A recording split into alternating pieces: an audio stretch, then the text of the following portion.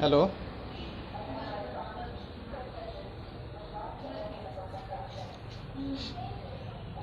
Hello Rahul sir.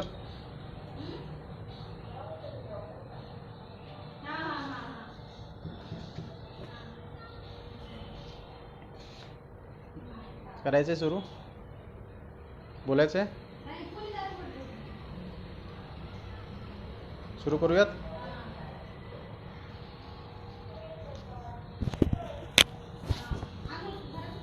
सुरू करायचं आहे का?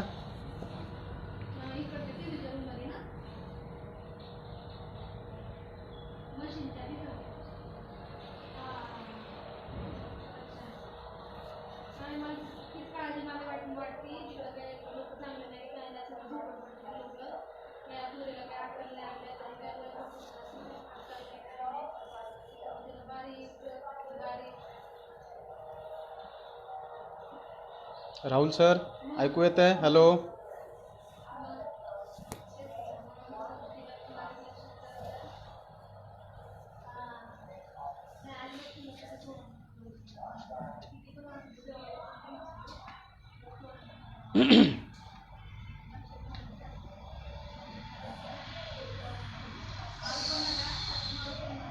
नेटवर्कचा थोडासा प्रॉब्लेम झाल्यामुळे मी आत्ता आमच्या इमारतीच्या छतावरती आलेलो आहे. बिल्डिंगच्या बाहेरही संदिग्ध वातावरण आहे, थोडं ऊन आहे, थोडंसं ढगाळ वातावरण आहे, त्यामुळे बोलूयात आपण, कंटिन्यू ठेवत. तर आपण शॉर्ट्सबद्दल बोलत होतो, आवाज ऐकू येत असेल माझा.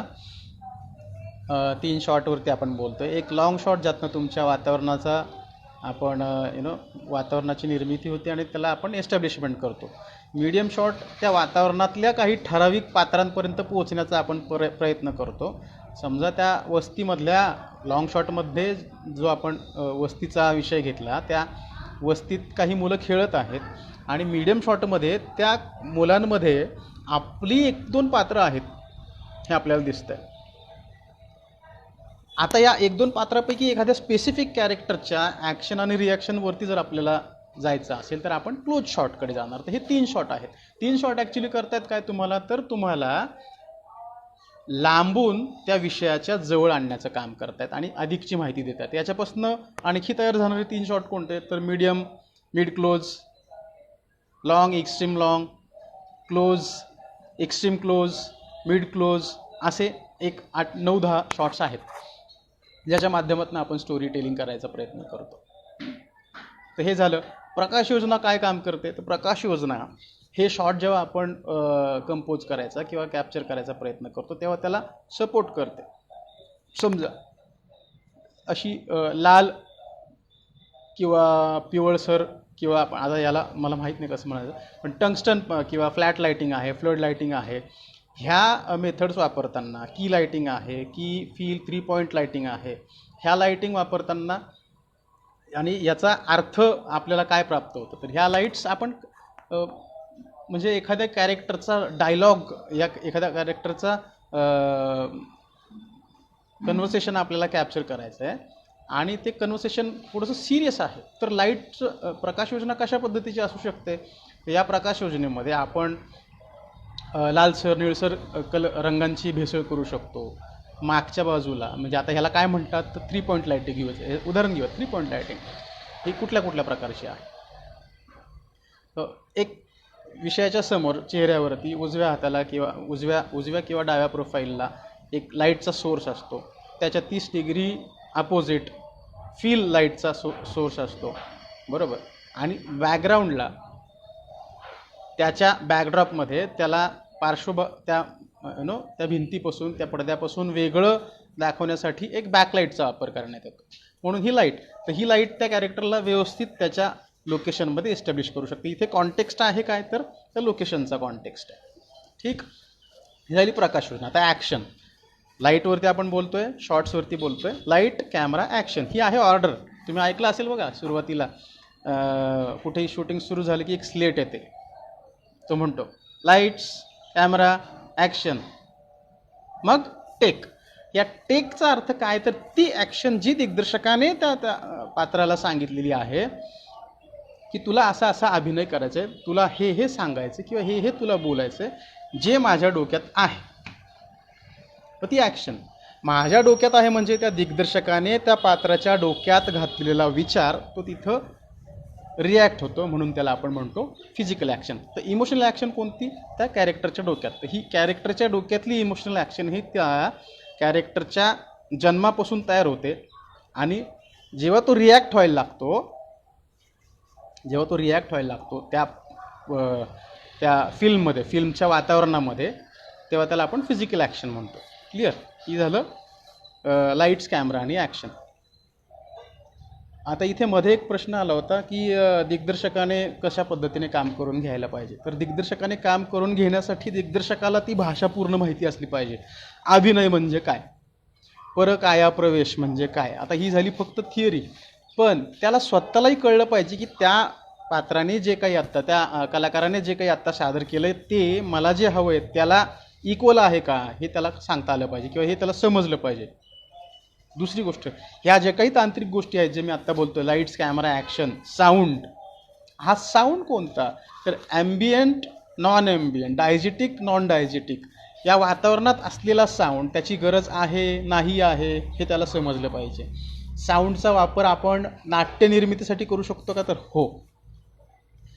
म्हणजे कुठेतरी खूप मोठ्याने धडाम असा आवाज झाला आणि आपल्याला काय अंदाज येतो, तर कुठेतरी वीज पडली आहे, कुठेतरी ब्लास्ट झाला आहे किंवा कुठेतरी अपघात झाला आहे. याच्यावरनं आपण समजू शकतो की त्या घटनेची व्याप्ती काय आहे. बरोबर? लाईट्स, कॅमेरा, ॲक्शन, साऊंड, याच्या पलीकडे जाऊन ऑल ओव्हर सेन्समध्ये त्याला विचार करता आला पाहिजे. एक दिग्दर्शकाची गोष्ट आपण करतोय, त्याला विचार करता आला पाहिजे की अजून काय चांगलं होऊ शकतं किंवा कलाकार म्हणून जर तो विचार करत असेल याला ऑप्शन अजून काय असू शकतो की खूप चांगल्या पद्धतीने, म्हणजे इथे प्रश्न असा येतो की एखाद्या वेल एस्टॅब्लिश कलाकाराला गाईडलाईन्स देणं म्हणजे खूप अवघड काम असतं. मग त्या अशा वेळेस तो तिथे काय सांगणार? तो फक्त सांगू शकतो की मला असं एक ॲक्ट करून घ्यायचं आहे. आणि इथे कसं बाय, समजा तुम्ही आता इरफान खानची गोष्ट घ्या, तुम्ही इरफान खानला ओळखत असाल, त्याला आपण ओळखतो की फक्त डोळ्यांमधनं आणि आवाजातनं अभिनय करणारा कलाकार, सर्वसाधारण शरीरयष्टी असलेला कलाकार. तर कलाकारांकडनं काम करून घेण्याचं कसब दिग्दर्शकाकडे असलं पाहिजे. तांत्रिक गोष्टींचं, अतांत्रिक गोष्टींचं आकलन असलं पाहिजे. विशेष काहीच नसलं तरी चालेल, कमीत कमी त्याला सिनेमा समजला पाहिजे, म्हणजे त्या सिनेमाला तो न्याय द्यायचा प्रयत्न करू शकतो. जसं मी आता म्हटलो की भाषा समजण्यासाठी लिहिली आणि वाचलीच पाहिजे अशातला भाग नाही, ती समजण्याची सवय असली पाहिजे. बरोबर? तर आपण बोलतोय लाईट्स, ओके आहे. चांगल्या संहिता लेखनासाठी कोणते कौशल्य आवश्यक आहे? रायटिंग, संहिता लेखनासाठी तुम्ही सगळ्यात महत्त्वाचं, आपण लिहायचा विचार जेव्हा करतो तेव्हा लिहितो कधी? जेव्हा आपल्याला काहीतरी सुचतं. आणि आपण सुचतं म्हटल्यावरती नक्कीच आपण काहीतरी विचार केलेला असतो, आपण काहीतरी ऐकलेलं असतं. Sorry, I think camera shift झाला. आपल्याला सुचतंय म्हणजे आपल्याला कुठेतरी आपण वाचलेलं असतं, ऐकलेलं असतं, पाहिलेलं असतं आणि याचा विचार आपण करायला लागतो. जेव्हा आपल्याला काहीतरी डिस्टर्बन्स वाटतो आपल्या डोक्यात की अरे नाही, हे काहीतरी आहे, याच्यावरती बोललं पाहिजे आणि हा महत्त्वाचा विषय, ह्या महत्त्वाच्या विषयावरती बोलण्यासाठी जेव्हा आपण उद्युक्त होतो, आहे की नाही, तेव्हा आपण लिहायला लागतो, तेव्हा आपण लिहू शकतो. तर कौशल्य काय महत्त्वाचं आहे? तुम्हाला विचार करता आला पाहिजे तुमच्या परिसराचा, तुम्हाला विचार करता आला पाहिजे तुमच्या आजूबाजूच्या घटनांचा, तुम्हाला कळलं पाहिजे की त्याच्या मागची कथा काय, त्या घटनेच्या मागची घटना काय, कथेच्या मागची कथा काय, तुम्हाला ती रिलेट करता आली पाहिजे आत्ताच्या गोष्टींबरोबर. किंवा तुम्हाला एकूण परिस्थितीमध्ये जर विचार करायचं म्हटलं तर त्या घटनेचं सिनेमाच्या पद्धतीने जर विचार करायचं म्हटलं, त्या मी ह्याला सिनेमा, आता आपण महाभारत किती वेळा पाहिलं, म्हणजे बऱ्याचदा पाहिले, आपण उदाहरण म्हणून घेतो मी, आपण महाभारत पाहिले. आत्ता मागे अंजुम राजबली सरांचा एक सिनेमा आला होता राजनीती नावाचा, तो डायरेक्टली महाभारताला रिलेट करतो का? तर हो, करतो. ते स्वतः जेव्हा आम्हाला स्क्रिप्ट रायटिंग शिकवायला येत होते तेव्हा ते सांगत होते की स्टोरी तीच आहे हो, भावकीतलं राजकारण आणि मग त्यातनं घडलेलं महाभारत.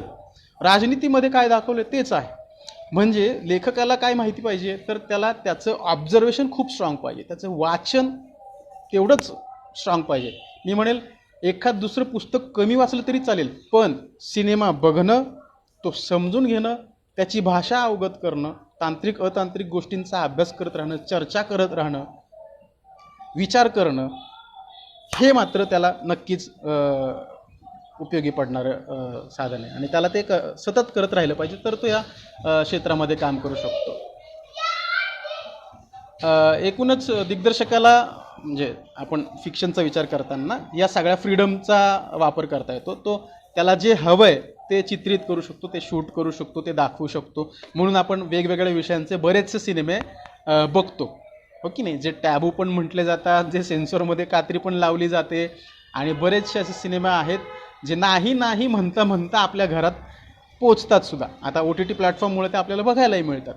तसं नॉन फिक्शनच्या बाबतीत आहे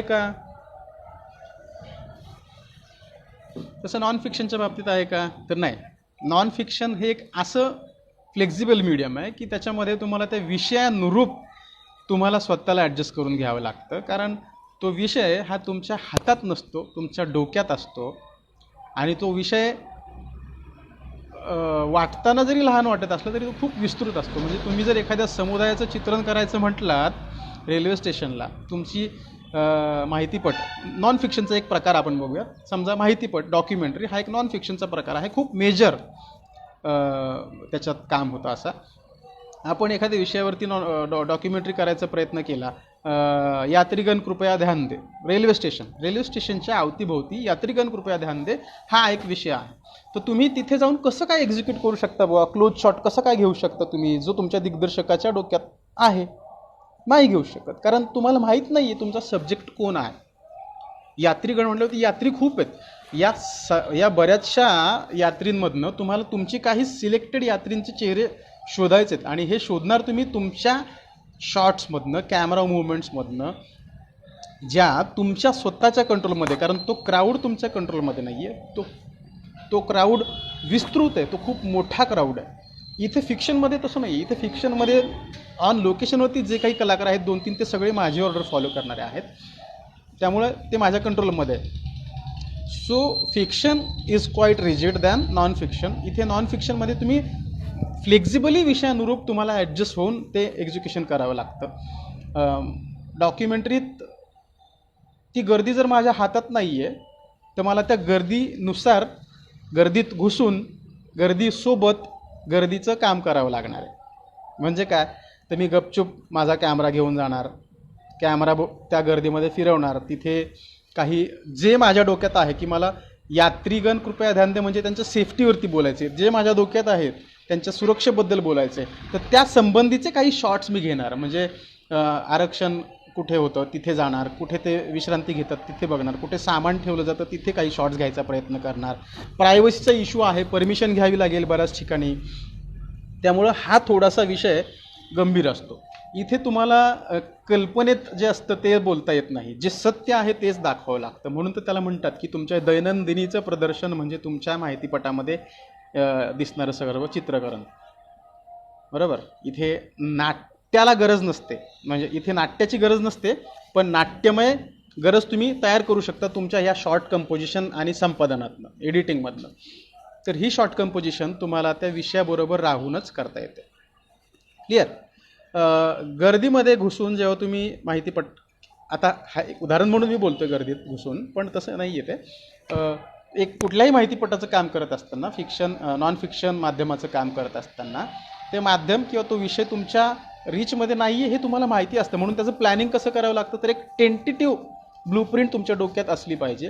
की मी समजा स्टेशनला सकाळी 6 वाजता जाईल आणि मी विचार करेल की असे शॉट्स मला मिळतात का, ते शॉट्सचं मी लिस्टिंग करून ठेवेल माझ्या ऑन पेपर. मी त्याचं लिस्टिंग करून ठेवेल आणि ते लिस्टमधले शॉट्स मी एक्झिक्यूट करण्याचा प्रयत्न ऑन लोकेशन जाऊन करेल. तसेच शॉट मला मिळतील का मला माहीत नाही, मिळतील की नाही मिळतील, आणि जर भेटले तर उत्तम, बरोबर. 2, जसे शॉट मला मिळत जातील तसे मी विषयानुरूप ॲडजस्ट करत करत ते शॉट घेत राहील आणि लिस्टिंग करत करत, लिहित त्याचं संहितेचं काम करत राहील. कारण माहितीपटाची संहिता ही आधी तयार नसते, जशी चित्रपटाची तयार असते. माहितीपटाची संहिता म्हणजे काय, तर फक्त ठराविक पद्धतीने आपण काही शॉट्स घेण्याचं केलेलं नियोजन असतं आणि हे नियोजन आपण एका ऑर्डरमध्ये मांडून ठेवतो आणि ते तसं एक्झिक्यूट करत करत करत करत जेव्हा सगळे शॉट्स आपल्याला मिळतात तेव्हा आपण एडिटला बसतो. एडिट करत असताना या सर्व सीन सिक्वेन्सला एकत्रित आणण्याचा प्रयत्न करतो. जेव्हा या फ्रेमला, शॉटला, सीनला, सिक्वेन्सला अर्थ यायला लागतो एडिट करताना, तेव्हा त्याची संहिता पण तयार होते. दिग्दर्शकाच्या संकल्पनेपेक्षा प्रेक्षक कशाला पसंती देतात याचा विचार दिग्दर्शकांनी करायला पाहिजे का? हो, बिलकुल. आता हा कमर्शियल सिनेमा, व्यावसायिक सिनेमाचा भाग आहे. प्रेक्षकांना काय आवडेल तेच मी द्यायचा प्रयत्न करतो. प्रेक्षकांना लस्ट आवडतं, मी देतो लस्ट स्टोरीज. प्रेक्षकांना काय आवडतं, आंबट विषय आवडतात, मी देतो. हे का होतंय, तर इथे मी पैशांचा विचार करतोय बऱ्याचदा, इथे मी व्यवसायाचा विषय. आता तुम्ही म्हणाल मग इथे बाकीच्या विषयात की बाकीचे चित्रपट लोक हे विषयांचा पैशाचा विचार करत नाही का? तर हो, करतात. पण इथे अति प्रमाणात किंवा टार्गेटेड ऑडियन्समध्ये या विषयाचं नाही, मला हेच बोलायचं आहे, हे त्यांचं खूप क्लिअर असतं. दिग्दर्शकाची संकल्पना ही दिग्दर्शकाची नसते, लेखकाची संकल्पना आहे. लेखकाने दिग्दर्शकाला ती सुपूर्त केलेली आहे आणि प्रेक्षकाला यातनं काय आवडेल हे दिग्दर्शक सांगू शकतो. कारण दिग्दर्शक स्वतः एक चांगला प्रेक्षक असतो, तर तो ते सांगू शकतो, विचार करू शकतो आणि तो तसं देऊ शकतो. जर मी एखाद्या टॅबू टाईप विषयावरती विचार करायचा प्रयत्न करतोय, त्याचं चित्रण करायचा प्रयत्न करतोय, बालक पालक नावाचा सिनेमा घ्यावं आपण आत्ता मागे बघितलेला, बालक पालक, BP. किती गोष्टी आहेत त्याच्यामध्ये ज्या आपण जगलोय पण बोलता नाही आल्या आणि दिग्दर्शकाला माहिती हा विषय खूप महत्त्वाचा आहे, सेक्स एज्युकेशन महत्त्वाचा विषय आणि याच्यावरती बोललं पाहिजे, पण बोलता येत नाही. सगळ्यांना माहिती व्हायला पाहिजे, हे सगळ्यांना पण वाटतं की आपल्याला पण सगळ्यांकडनं कळलं पाहिजे, पण कुणीच बोलत नाही. मग बोलायचं कसं, ही जी भाषा आहे ती दिग्दर्शकाची भाषा आहे आणि तो बोललाय सिम्बॉलिकली, सिमिओटिकली. याला म्हणतात साइन सिम्बॉल्सचा वापर करून, सिनेसिमिओटिक्सचा वापर करून चित्रपटात भाष्य करणे. ते रवी जाधवच्या सिनेमात तुम्हाला बघायला मिळेल बघा. दिग्दर्शकाने प्रेक्षकांच्या प्रश्नांना उत्तर देण्याचा केलेला प्रयत्न, बालक पालक. तर मी नॉन फिक्शन संदर्भात बोलत होतो. नॉन फिक्शन हे तुमच्या हातातलं माध्यम नसल्यामुळे तुम्हाला विषयानुसार ॲडजस्ट करून करावं लागतं, शूट करावं लागतं, चित्रीकरण करावं लागतं. लोकेशन तुमच्या हातात नाहीत, विषय तुमच्या हातात नाहीस, त्यातली पात्र तुमच्या हातात नाही. बरं, चित्रपटातल्या पात्रांप्रमाणे माहितीपटामध्ये किंवा माहितीपटामध्ये पात्र असू शकतात का? तर हो. तुम्ही जय भीम कॉम्रेड नावाची डॉक्युमेंटरी जर बघितली नसेल तर बघा तुम्ही. त्या डॉक्युमेंटरीमध्ये तुम्हाला दिसेल विलास घोगरे यांच्या सुरुवातीपासून, विलास घोगरे यांच्या एका कवनापासून, गाण्यापासून त्या डॉक्युमेंटरीची सुरुवात होते आणि त्याच्यात तुम्हाला बघायला मिळेल की तो एक नॅरेटरचं काम करतोय. तो सांगतोय मजदुरांची व्यथा, कथा. त्यांचं कोणी ऐकत नाहीये, त्यांना कोणी विचारात घेत नाहीये आणि त्या पोवाड्यापासून त्या स्टोरीची सुरुवात होते. तर याच्यात पात्र काही आहेत ज्यांच्या स्टोरीज पुढे येतात, जे त्या कथेत, जे त्या घटनेत पिडले गेलेले आहेत, ज्यांचा छळ झालेला आहे. अशा काही लोकांच्या स्टोरीज पुढे यायला लागतात आणि तुम्हाला ती लोक जवळची वाटतात, म्हणजे याच्यात पात्र आहे. जेव्हा काही फिल्ममधली पात्र तुम्हाला जवळची वाटतात, तुम्ही त्यांना म्हणजे हृदयाला भिडणारी वाटतात, तेव्हा त्याच्यात पात्र आहे हे नक्की धरा. एकच पात्र असेल अशातला भाग नाही, तर 2-3 पात्र आहे. एकाच पात्राभोवतीचं पण माहितीपट असू शकतं का? हो, आहे. बऱ्याचदा गल्लत काय होते आपली, माहितीपट फिक्शन आणि नॉन फिक्शन याच्यावरती बोलताना, म्हणजे आता मागे पानसिंग तोमर नावाचा एक सिनेमा आला होता इरफानचा, किंवा भाग मिल्खा भाग नावाची एक फिल्म आली होती. तर हे काय आहेत, हे त्यांच्या आयुष्यावरती बेतलेले चित्रपट आहेत, ते फिक्शनच आहेत, बायोग्राफी ओरिएंटेड फिल्म्स आहेत. पण मग ते माहितीपट आहेत का? नाही. माहितीपट म्हणजे काय? सचिन तेंडुलकर नावाचा एक सिनेमा आला होता बघा. तर त्या माहितीपटाचा फॉर्मॅट काय आहे? Docu drama, docu fiction. म्हणजे याच्यात फिक्शन पण आहे आणि नॉन फिक्शन पण आहे. ह्या दोघांचं जे मिश्रण आहे ते तुम्हाला सचिन तेंडुलकर या नावाच्या सिनेमामध्ये बघायला मिळेल. म्हणजे थोड्याफार प्रमाणामध्ये फिक्शन आहे, थोड्याफार प्रमाणामध्ये नॉन फिक्शन आहे. माहितीपट आहे नारायण गंगाराम सुर्वे या कवी यांच्या आयुष्यावरती बेतलेला चित्रपट आहे. तो त्यात किशोर कदम यांनी अभिनय केलेला आहे. म्हणजे गंगाराम सुर्वेंची भूमिका त्यांनी केलेली. Partially it is a documentary, partially it is fiction. तर हे काही प्रकार आहेत त्याच्यामध्ये. म्हणजे प्लेन डॉक्युमेंटरी आहे, सिनेमा व्हेरिटी आहे, क्लासिकल याच्यात काही मोड येतात. एक्सपोजिटरी मोड आहे, 6 मोड येतात, 6 प्रकारचे मोड. एक्सपोजिटरी आहे, रिफ्लेक्सिव्ह आहे, पार्टिसिपेटरी आहे, आणखी एक 2-3 प्रकार येतात जे आपण त्याच्यावरती म्हणजे डॉक्युमेंटरीमध्ये काम केलं जातं. पोएटिक कशा म्हणजे विषयाची मांडणी करताना मध्ये मध्ये काव्यात्मक रचना करत जाणे माहितीपटासाठी. तर ही काव्यात्मक रचना का करायची किंवा ही रिदमिक रचना का करायची? कारण माहितीपट हा खूप गंभीर विषय आहे. त्या विषयाला हात घालण्यासाठी थोडेसे बीट्स असणं, थोडासा रिदम असणं ही तुमच्या प्रेक्षकाला हुक किंवा अडकवून ठेवण्यासाठी मदत करणारी कला आहे. म्हणून ते तुम्हाला आली पाहिजे. काय प्रश्न आहे राहुल सरांचा? भारतीय चित्रपटांवर प्रभाव. मुळात चित्रपटांची सुरुवातच झाली 1896 पासून. ल्युमियर्स ब्रदर्स यांनी जे काही प्रयोग करायचे सुरुवात वर्षानंतर किंवा टीनेज आपण असं म्हणू की टीनेज संपल्याच्या नंतर लगेच आपल्याकडं हा सिनेमा आला. 1896 पासून सुरुवात झाली, 1913ला आपल्याकडे आला. पहिलाच सिनेमा तुम्ही जरी म्हटलात तो आपल्यावर तुम्हाला माहिती असेल कुठला आहे तो, जो फाळकेंनी प्रोड्यूस केलेला, राजा हरिश्चंद्र. हां, तर याच्यावरती सुद्धा आपल्याला तो प्रभाव बघायला मिळेल. तो कसा?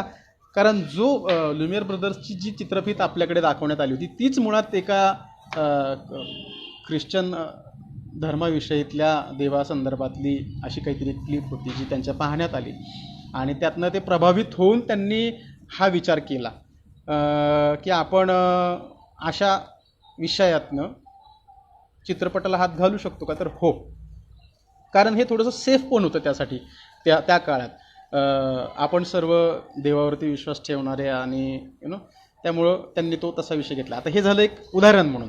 पण बऱ्याचशा ठिकाणी बऱ्याचशा गोष्टींचा विचार केला तर आपल्यावरती त्यांच्या चित्रपटांचा प्रभाव आहे का? तर खूप आहे, खूप. कारण बरेचसे प्रयोग तिथं होत गेले आणि त्या बरेचशा प्रयोगांचं रिफ्लेक्शन आपल्याकडे आपल्या सिनेमात पण बघायला मिळेल. आपल्या काळातले सुवर्णयुग जे म्हणतो आपण 50-60मध्ये तुम्ही जर काही सिनेमे बघितले असेल तर तुम्हाला आठवेल जेव्हा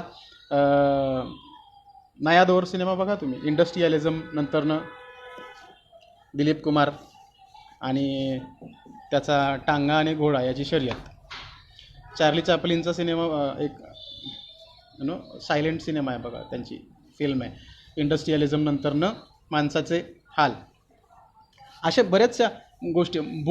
बोल्डनेस काय असतं? बोल्डनेस तो आपल्याकडे कुठून आला? तो पाश्चिमात्य सिनेमातनं यायला लागला. फेमिनिझमचा जो काही विचार आहे समजा थोड्याफार प्रमाणात कुठून यायला लागला?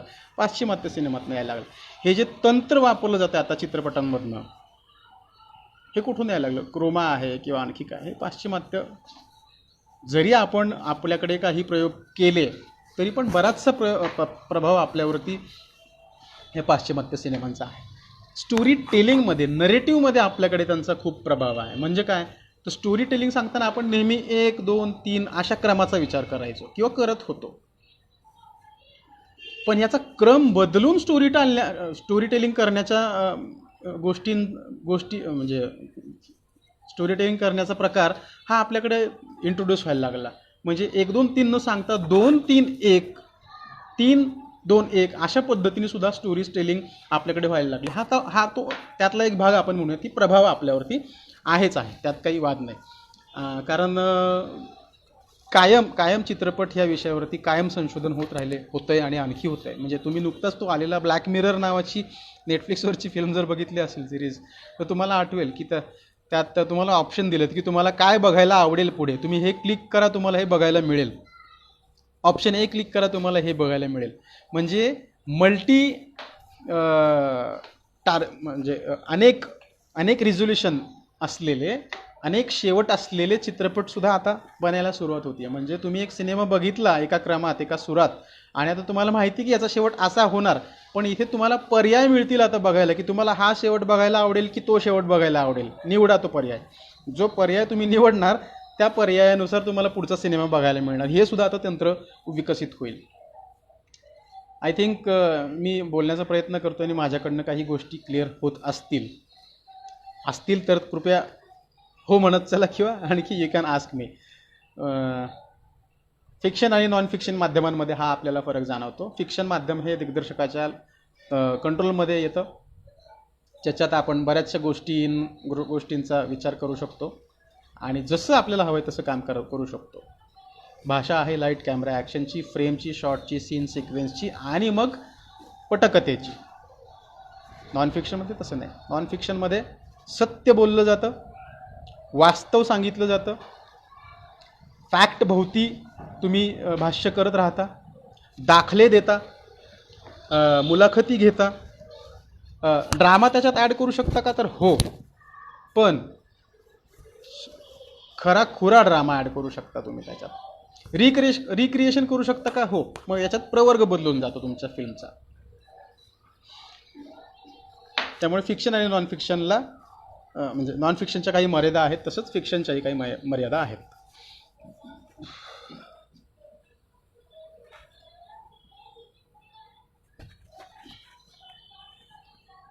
एनी डाऊट्स, क्वेश्चन्स घेऊयात का काही?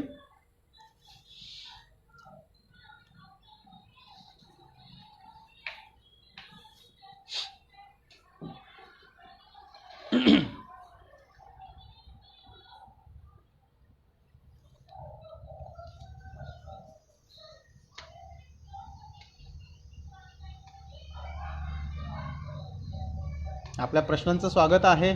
तुम्ही प्रश्न विचारू शकता. व्ह्युअर्सची संख्या इथे खूप कमी वाटते मला माहीत नाही काय कारण आहे. एवढ्या चांगल्या विषयावरती बोलण्याचा प्रयत्न करतोय आपण.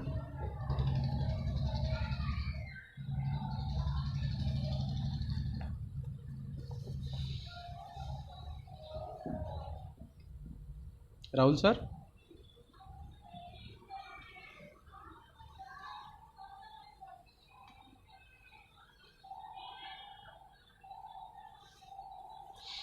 थांबूयात का मग? काही प्रश्न नसतील तर.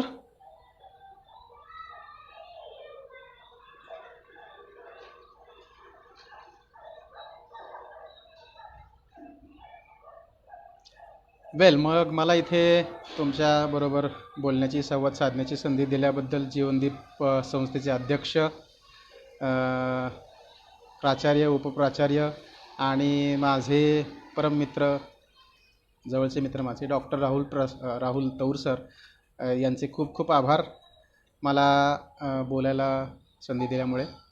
आणि इन फ्युचर आवडेल मला तुमच्याबरोबर प्रत्यक्ष तिथे येऊन बोलायला. धन्यवाद. Thank you sir.